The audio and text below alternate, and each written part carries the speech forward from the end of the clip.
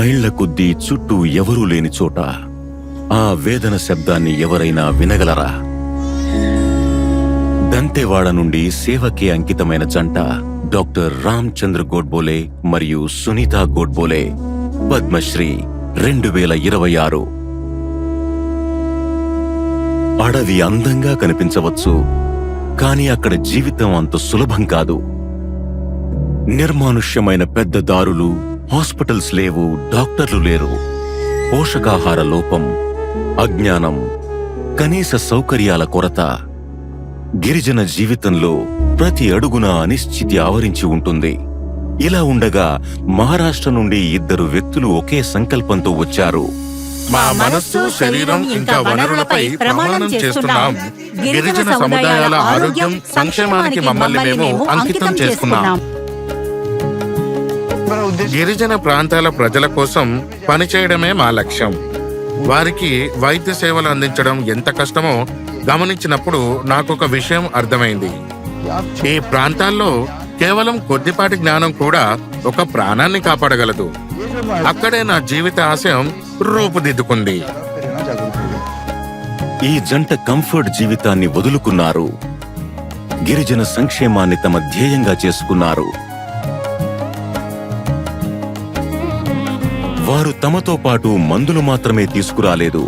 అపారమైన ప్రేమ, విశ్వాసం ఇంకా ఆశను తీసుకువచ్చారు. సానుభూతితో ఉండడమే నిజమైన లక్ష్యం. మీరు సేవ చేయాలనుకుంటే మీ అంతరాత్మలో కరుణ తప్పక ఉండాలి. మన గిరిజన సమాజంలో నిస్సహాయ స్థితిలో ఉన్న వారికి అండగా నిలవడం మన కర్తవ్యమే. దశాబ్దాలుగా ఆరోగ్య శిబిరాలను నిర్వహించడం ద్వారా వేలాది గిరిజన కుటుంబాలకు ఉచిత చికిత్స అందించారు. వారు పోషకాహార లోపాన్ని పోషణగా మార్చారు.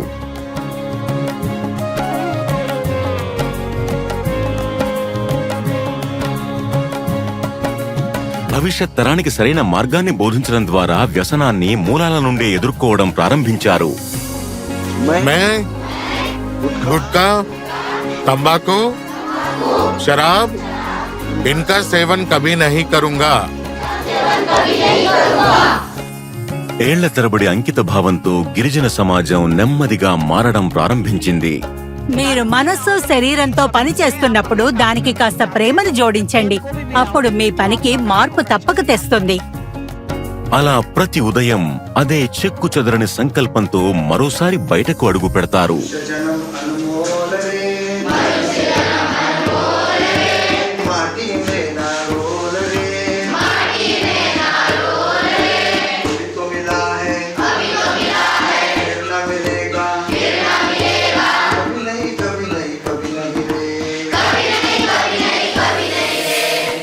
డాక్టర్ రామ్ చంద్ర గోడ్బోలే మరియు శ్రీమతి సునీతా గోడ్బోలే, పద్మశ్రీ 2026. 100 కోటి వందనాలు.